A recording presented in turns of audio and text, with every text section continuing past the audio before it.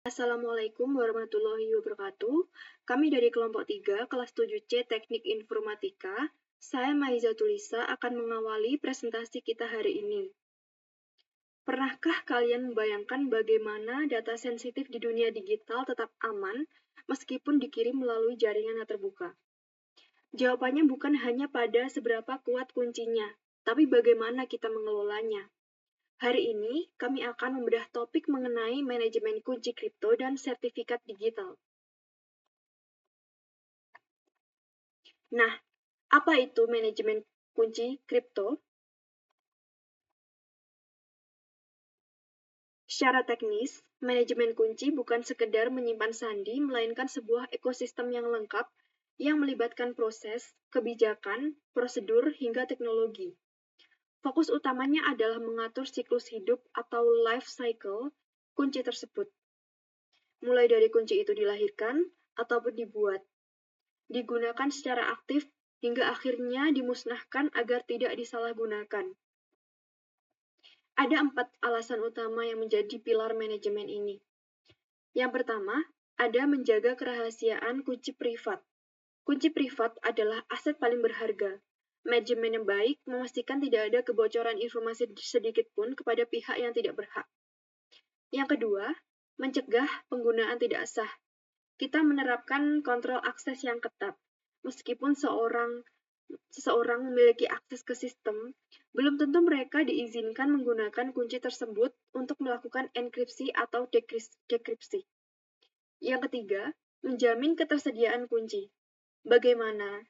Bayangkan aja jika data penting terenkripsi, namun kita kehilangan kuncinya. Manajemen kunci memastikan kunci tersebut selalu tersedia dan dapat diakses dengan cepat oleh pihak yang berwenang saat dibutuhkan. Lalu yang terakhir, memastikan tata kelola life cycle governance. Ini adalah bagian manajerialnya. Kita harus tahu kapan kunci harus dirotasi atau diganti secara berkala. Kapan harus dicabut atau revocation jika terjadi kebocoran, dan memantau masa berlakunya atau expiration agar sistem tidak berhenti bekerja secara tiba-tiba. Singkatnya, manajemen kunci adalah pondasi seluruh sistem keamanan kriptografi. Tanpa enkripsi terkuat sekalipun akan menjadi sia-sia.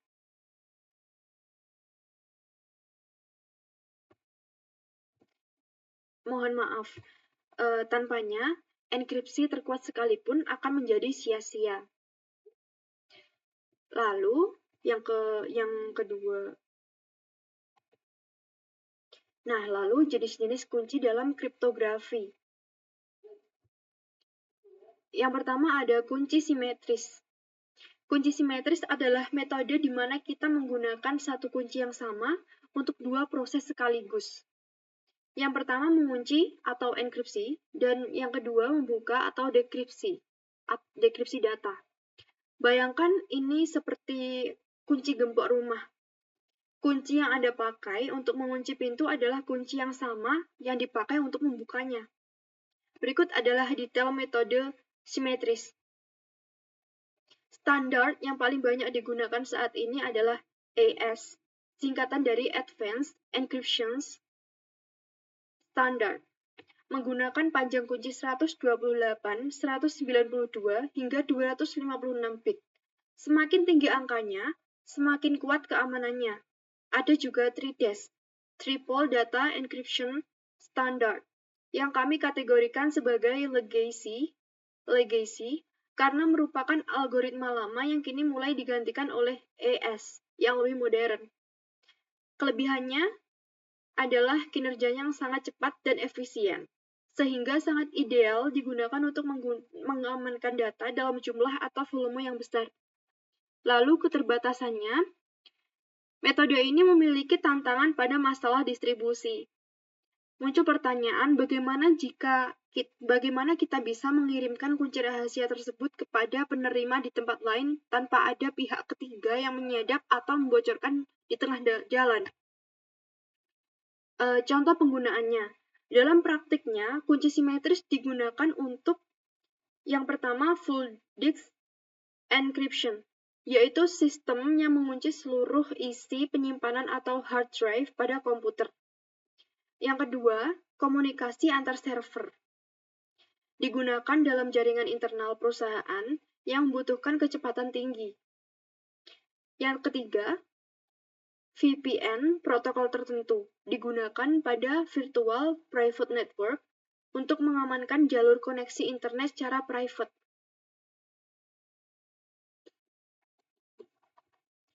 Lalu yang kedua, ada asimetris public atau private key. Berbeda dengan sebelumnya, metode asimetris menggunakan sepasang kunci, yaitu public key dan private key. Rinciannya, yang pertama, beberapa yang umum digunakan adalah RSA. RSA ini adalah singkatan dari penemunya. Nama belakangnya Ron Rivers Adi Semir Leonard Andelman dengan panjang kunci minimal 2048 bit serta ECC Elliptic Curve Cryptography dengan standar seperti SECP 256R1 atau SECP 384R1 dan juga ED 25519 yang dikenal sangat aman dan cepat. Metode ini berhasil memecahkan masalah distribusi kunci karena kunci publik boleh disebar secara bebas. Selain itu, metode ini mendukung pembuatan digital signature atau tanda tangan digital. Keterbatasannya, prosesnya cenderung lebih lambat dibandingkan kunci simetris. Oleh karena itu, biasanya hanya dipakai untuk pertukaran kunci awal atau proses signing atau penandatanganan saja. Contoh penggunaan. Implementasinya sangat luas, mulai dari TLS handshake, yaitu proses saat kita membuka situs web aman atau menukar kunci simetris, penggunaan tanda tangan digital, hingga kode autentikasi seperti JWT signing atau JSON web token. Nah, permasalahan dalam manajemen kunci.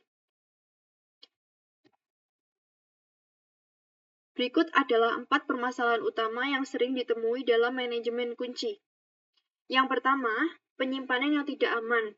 Seringkali kunci disimpan dalam bentuk plain text atau teks biasa yang tidak terenkripsi. Hal ini tentu saja meningkatkan risiko kunci mudah dicuri. Lalu yang kedua, distribusi kunci. Masalah klasik di mana penyebaran kunci ke banyak server atau pihak dilakukan tanpa kanal yang aman, sehingga berisiko bocor saat proses pengiriman. Lalu yang ketiga, kebocoran oleh internal. Terkadang akses admin terlalu luas yang memberikan potensi penyalahgunaan kunci oleh pihak dari dalam organisasi sendiri. Lalu pemulihan dan backup tidak aman. Saat melakukan pencadangan atau backup, terkadang data tersebut tidak terenkripsi. Akibatnya, kunci tetap bisa disalahgunakan jika data cadangan tersebut jatuh ke tangan yang salah. Lalu solusinya, PKA. Untuk mengatasi masalah-masalah tadi, terutama soal verifikasi identitas, kita membutuhkan solusi sistematis yang disebut Public Key Infrastructure, atau disingkat PKA. PKA adalah solusi untuk mengelola dan memverifikasi identitas melalui sertifikat digital. Lalu berikut adalah komponen-komponen utamanya. Yang pertama, ada CA atau Certificate Authority. Ini adalah lembaga otoritas yang bertugas menerbitkan dan menandatangani sertifikat digital. Yang kedua, ada Root CA, berperan sebagai Trust Anchor atau akar kepercayaan paling tinggi dalam sistem. Lalu yang ketiga, Intermediate CA, merupakan perantara yang mendapat delegasi penerbitan dari Root CA. Lalu RA, Registration Authority, badan yang bertugas memvalidasi identitas pemohon sebelum sertifikat diterbitkan oleh CA. Yang terakhir, Repository atau OCSP atau CRL, Ini adalah infrastruktur untuk verifikasi status sertifikat. OCSP, Online Certificate Status Protocol, dan CRL, Certificate Revocation List, digunakan untuk mengecek apakah sebuah sertifikat masih valid atau sudah dicabut.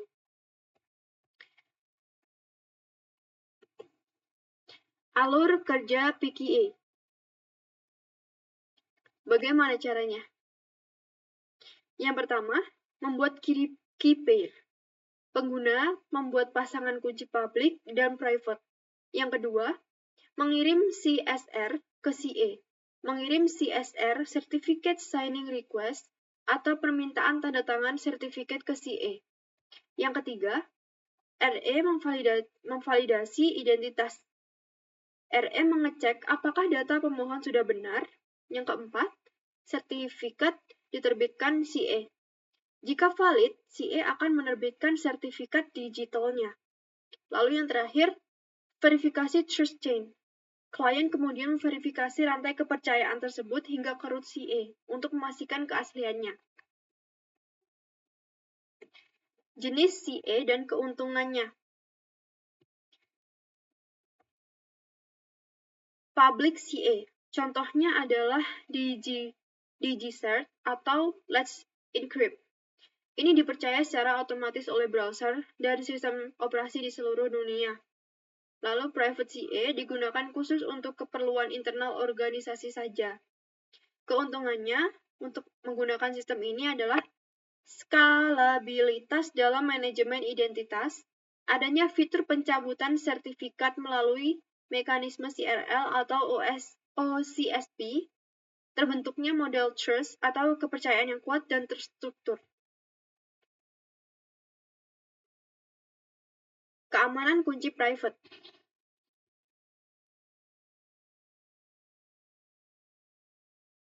Kunci private adalah aset kriptografi paling penting yang kerahasiaannya harus dijaga secara mutlak. Jika kunci ini bocor, penyerang bisa menyamar sebagai pemilik sah atau membuka seluruh data terenkripsi kita. Berikut adalah cara-cara untuk melindunginya. Yang pertama, gunakan perangkat keras khusus seperti HSM Hardware Security Module, TPM Trusted Platform Module, atau Secure Enclave, agar kunci tidak dapat dikeluarkan dari perangkat. Lalu terapkan kontrol akses yang ketat, gunakan MFA, Multi-Factor Authentication, serta lakukan audit rutin. Gunakan metode split knowledge dan dual control, sehingga akses ke kunci membutuhkan persetujuan dari setidaknya 2 orang berbeda.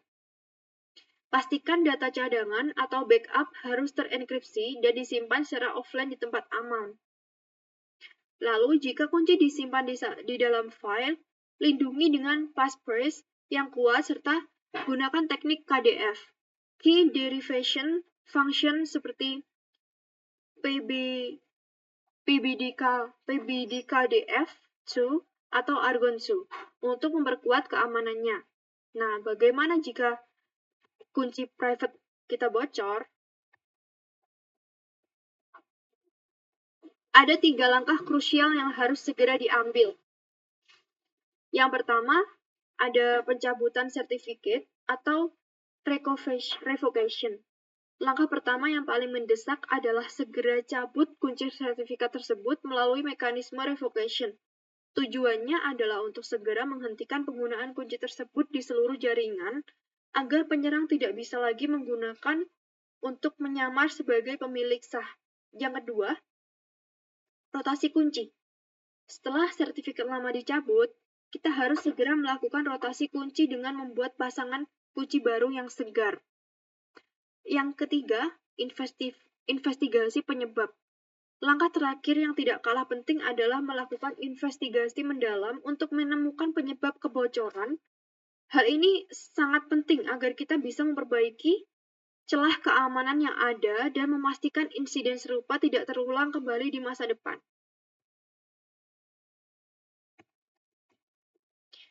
Demikian pemaparan materi dari saya mengenai landasan teori infrastruktur PKI hingga prosedur penanganan kunci private yang bocor. Materi selanjutnya akan dilanjutkan oleh teman saya. Assalamualaikum warahmatullahi wabarakatuh. Sebelumnya, perkenalkan nama saya Farhan Firmansyah dengan NIM 2205 111063. Di sini saya akan menjelaskan apa itu sertifikat digital. Sertifikat digital adalah identitas elektronik yang mengikat kunci publik dengan identitas yang sah sehingga kunci tersebut dapat dipercaya dalam sistem kriptografi. Sertifikat ini diterbitkan dan ditandatangani oleh Certificate Authority atau CA untuk mendukung autentikasi pengaturan kunci yang aman serta menjaga integritas komunikasi digital. Oke, selanjutnya. Struktur sertifikat digital X.509. Sertifikat digital umumnya menggunakan standar X.509 yang berisi mengenai identitas dan kunci publik pemilik sertifikat. Komponen utamanya yaitu pertama, subjek sebagai identitas pemilik sertifikat, contohnya user, server, dan aplikasi. Public key, yaitu kunci publik milik subjek. Yang ketiga, issue, yaitu sertifikat authority CA yang menerbitkan sertifikat. Yang keempat, validity period, yaitu masa berlaku sertifikat. Yang kelima, serial number, identitas unik yang berada di sertifikat. Yang terakhir, digital signature sebagai tanda tangan sertifikat authority untuk menjamin keaslian sertifikat. Oke, next. Chain of trust atau rantai kepercayaan.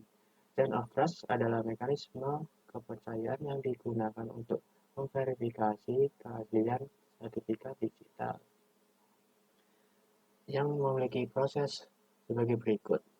CA yang otoritas tertinggi yang dipercaya sistem operasi atau browser. Selanjutnya, intermediate C, Certificate Authority sebagai perantara penerbit sertifikat. Selanjutnya, NNDT Certificate, sertifikat milik server atau pengguna. Klien akan memverifikasi sertifikat dengan menelusuri rantai kepercayaan hingga root sertifikat authority yang sudah dipercaya. Oke, next. Fungsi sertifikat digital, yaitu ada 5. Yang pertama, autentikasi, yaitu memastikan identitas pengguna, server, atau aplikasi yang berkomunikasi.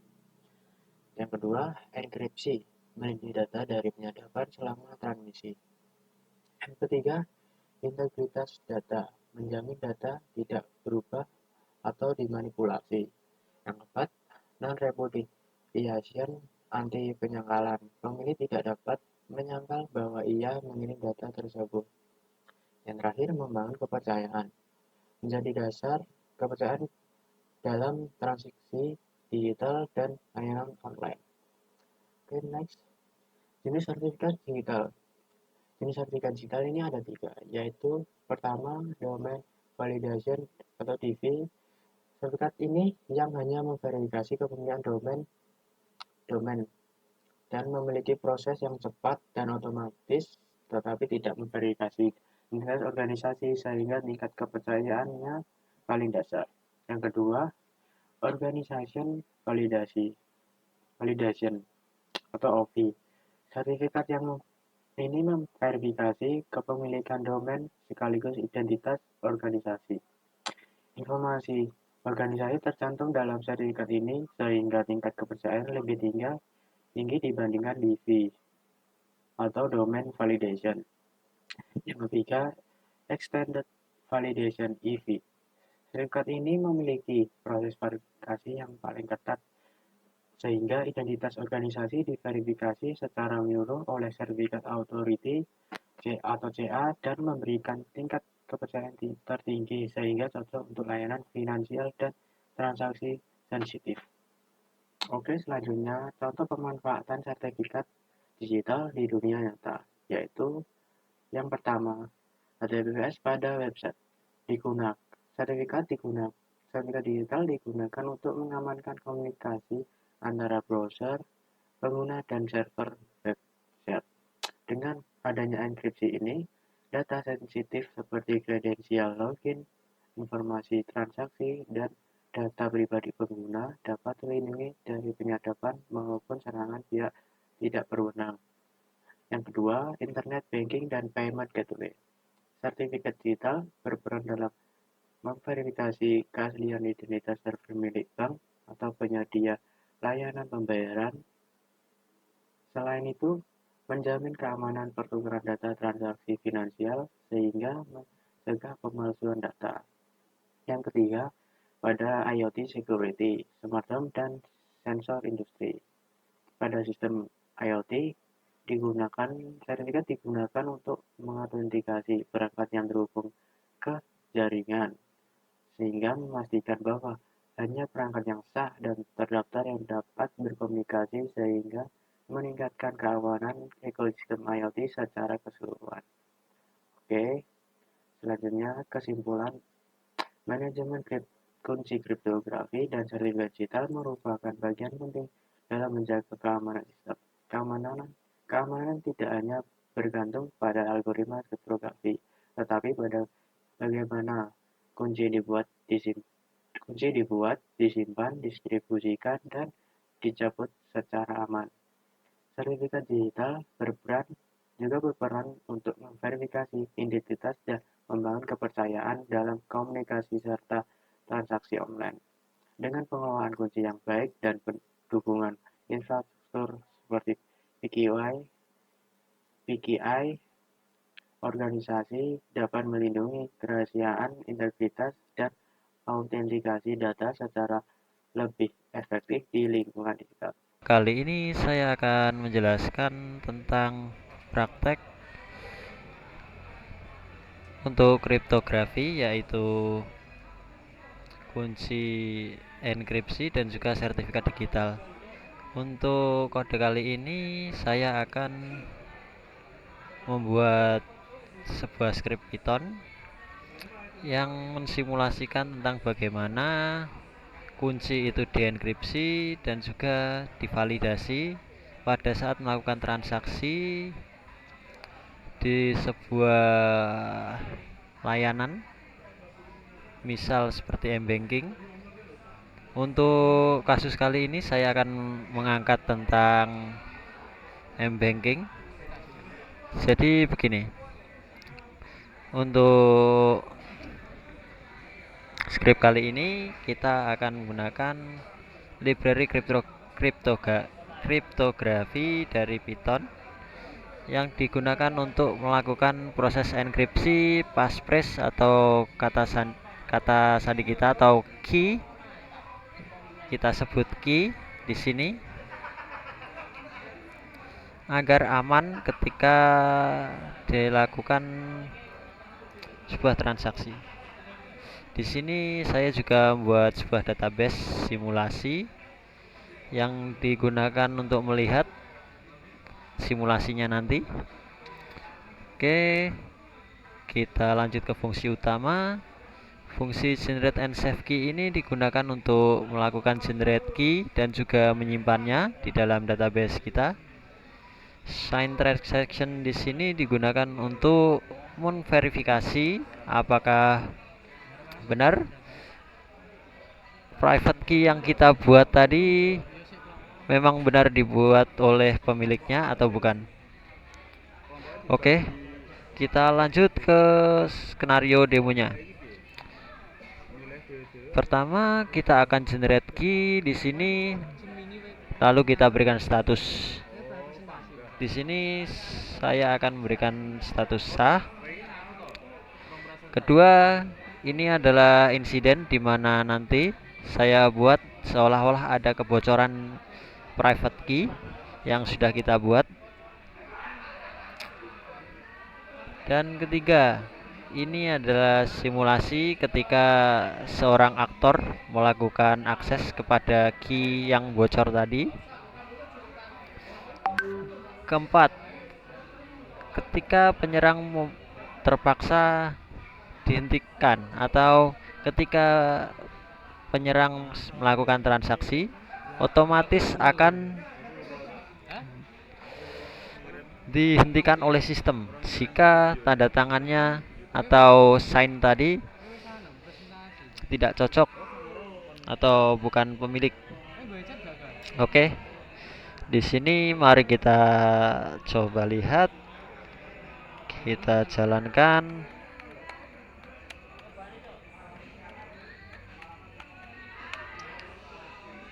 Oke, apa yang terjadi di sini?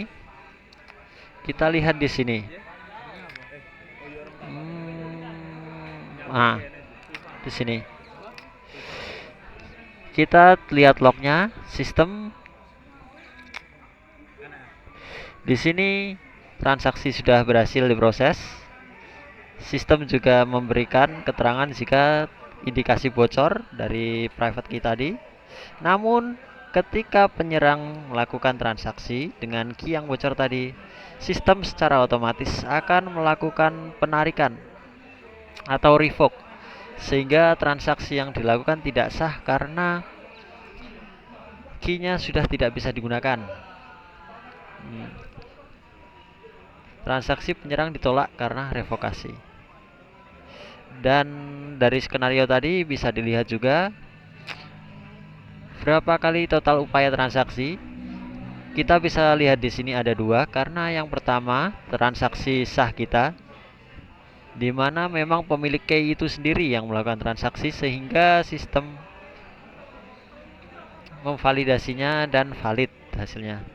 Dan kedua, ketika kunci private kita dibocor, sistem secara otomatis akan memblokir atau melakukan revokasi, dan muncul di sini indikasi, lalu sistem otomatis akan melakukan blokir. Nah, seperti apa sih bentuk enkripsi tadi? Nah, bisa dilihat tadi di sini kita memberikan passphrase yaitu password code 123. Lalu apa yang dilakukan oleh library kriptografi tadi dalam andilnya di keamanan data? Oke, kriptografi di sini digunakan untuk melakukan hash atau enkripsi menggunakan SHA-256. Dan bagaimana hasilnya ketika berhasil? Private key